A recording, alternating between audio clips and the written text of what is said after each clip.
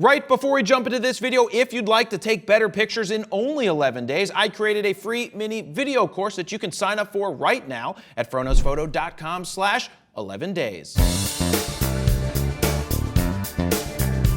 Jared Polin, FroKnowsPhoto.com, back with another preview, and this time we have a preview of the Sony a6600 along with a second camera they just announced called the a6100.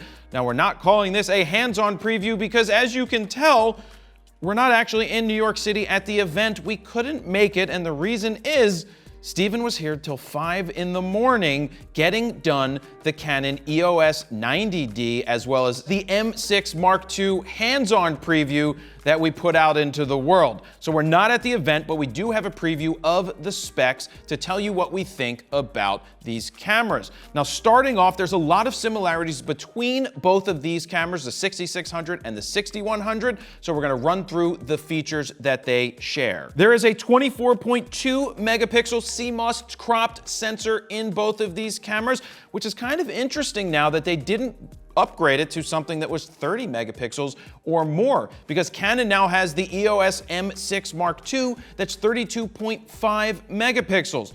Personally, I think 24 megapixels is a good amount to have in a crop sensor camera, because as you go with more megapixels, you introduce what, everybody? Steven? Noise. Noise, more noise. Now, shh, stop giving me noise from the side. The ISO ranges 100 to 32,000 or up to Swiss cheese mode, which is 102,400 when you expand it. That's a perfectly fine ISO range. Now, Sony says that these cameras have the world's fastest autofocus for interchangeable lens cameras at 0.02 seconds. Now, how do you quantify that?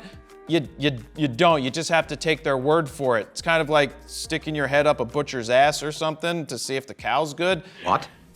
The truth of the matter is that Sony's autofocus is tremendous across the board, no matter what camera you go with, whether it's the most expensive or the least expensive. In terms of frames per second, you will get 11 frames per second using what Sony calls their after view. That's basically high plus in all of the other cameras from Nikon and Canon. So basically what's happening is you're taking a picture and you're seeing a slight preview of the last picture that you took as it's still taking photos. So you don't get a complete live view while you're taking photos, but it works perfectly fine because you're shooting so fast at 11 frames per second. But if you want to get the clean live view while you're shooting, you can do 8 frames per second mechanical as well as with silent shooting. With that being said, the Canon EOS M6 Mark II can do 14 frames a second with basically after view. So it's interesting that the Canon can actually shoot faster there. You have 425 phase detect autofocusing points that cover 84% of the frame. For all intents and purposes, you are covering the entire frame.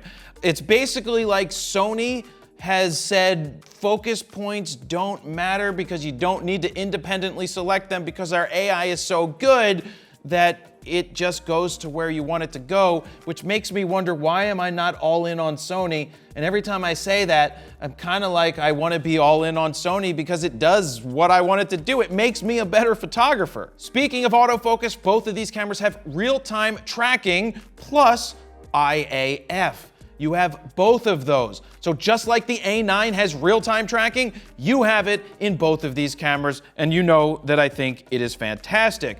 Now onto video, they have 4K video up to 30 frames per second, which means you can shoot at 24p. Unlike, you know, Canon cameras that don't let you do that. It is downsampled from 6K, which means you're gonna get a really nice, super sharp, full sensor readout. Steven loves the quality that he gets off of the Sony cameras. It's always super sharp without even having sharpening bumped up. They both have a 180-degree tiltable touchscreen, which means it flips up, off, out, and up off the back. It's not fully rotatable off to the side, which means anything you put in the hot shoe will block the screen. Something they haven't upgraded yet, which doesn't make much sense, is these cameras still have a UHS-1 SD card slot. It would be nice if they decided to put it up to UHS 2 or figure out a way to squeeze in a second card slot.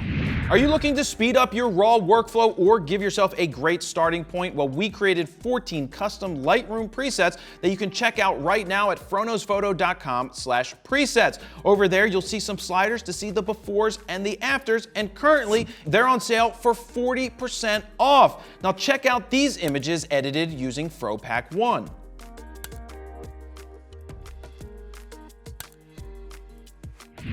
And guess what? That's where the similarities end, so let's jump to the a6600 and talk about the features that that one has. Now this is considered the flagship APS-C camera for Sony. There is a new, deeper grip, and that is nice to see because the older cameras were a little harder to hold because the grip wasn't super deep. Now, because the grip is deeper, Sony was able to use the Z battery in the a6600. That means you're gonna get almost twice the battery life that you would have gotten with the old W battery. Now it has the same 2.3 million dot EVF that we found in the older cameras.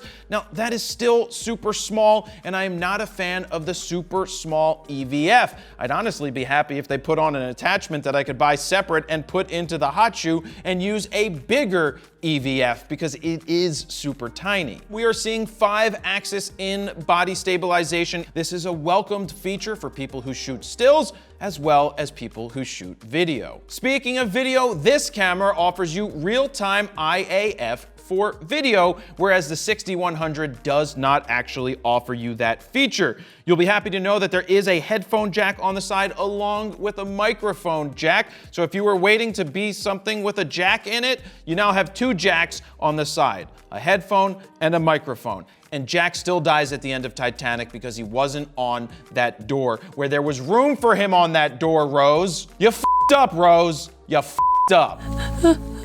Speaking of the Titanic and being in water, this camera does have better sealing. So if you're out and about and it starts raining or you start crying because Jack died at the end of Titanic, no spoilers, it's sealed better than its predecessors. So how much is the body only? It's $1,400, which is pretty expensive, but considering that when Nikon came out with the D500, it was like $2,000, $1,400 for technology like this isn't really that bad. But our good friend Tony Northrup brought up a very good point where he said you could buy an A7 III and a 24-70 f4 for $2,800, or an a6600 with the new 16-55 2.8, which we'll talk about in a second, for the same $2,800.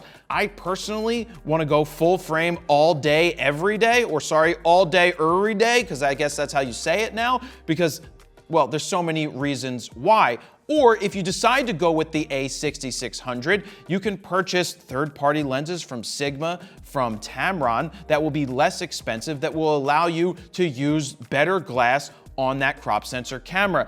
I'm not a big fan of planting a flag in crop sensor camera lenses that can't be used in the future when you upgrade to full frame, or even buy an A7 III used for the same price at some point. Now moving on to the a6100, which is the entry-level camera from Sony for crop sensor cameras. But the funny thing is, it's chock full of a lot of really fantastic features, so I'm going to go over some of the things that it doesn't have that the a6600 does have. It does not have a bigger grip, which means you're still using the older W battery, which means you're not getting as good of a battery life out, especially when you're shooting video versus shooting stills. So you're just going to want to have extra batteries on hand when you're out and about shooting. Now it has a lower res EVF. I already don't like the EVF because it's so super tiny, and when you try to put your eye up to it, it's really hard to see into that EVF. So with a lower res one, yeah, it's not as good as a higher res one, but you're also saving a lot of money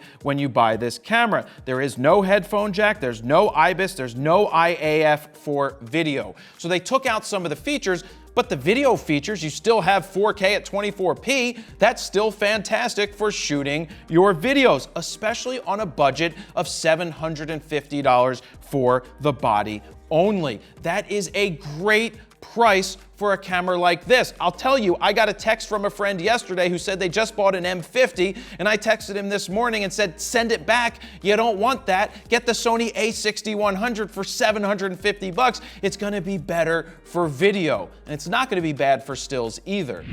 Let me jump in here real quick and say that this video is brought to you by Squarespace. If you're looking to build your own online portfolio, I wouldn't use anything else. To get a 14-day free trial, go to squarespace.com/FroKnowsPhoto, and if you decide that it's for you, use the code FroKnowsPhoto at checkout to get 10% off your first order.